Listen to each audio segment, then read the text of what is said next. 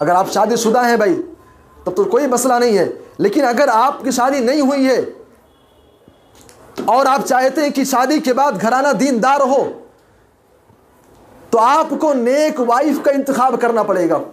नेक wife का इंतखाब कीजिए। अल्लाह के नबी सल्लल्लाहु अलैहि वसल्लम की वो रिवायत आपके सामने होनी चाहिए।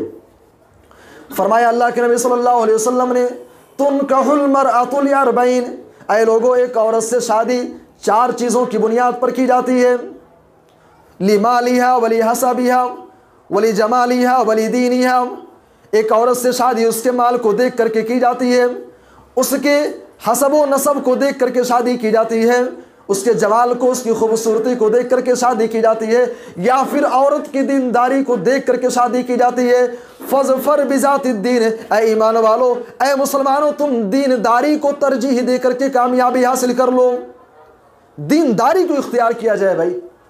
आज हमारे यहाँ जब रिश्ते की बात होती है, शादी ब्याह की बात होती है, हम दौलत देखते हैं, हसब व नसब देखते हैं, स्टेटस उसका देखते हैं, ठीक है देखिए, लेकिन दीनदारी हम भूल जाते हैं भाई। और फिर बाद में हम शिकायत करते हैं कि भाई बदज़बान है, घर के अंदर माहौल अच्छा नहीं है, बच्चों का कोई ज़र्रा बराबर केयर नहीं करती है, औरत ऐसी है तो वो ऐसी है, वालिदैन से झगड़ा करती है, बहनों से झगड़ा करती है, भाई से झगड़ा करती है। भाई हमने दीनदारी को तरजीह दिया ही नहीं तो दीनदारी हमारे घर के अंदर आए कहाँ से? दीनदारी अगर घर के अंदर चाहिए तो नेक वाइफ का इंतखाब कीजिए।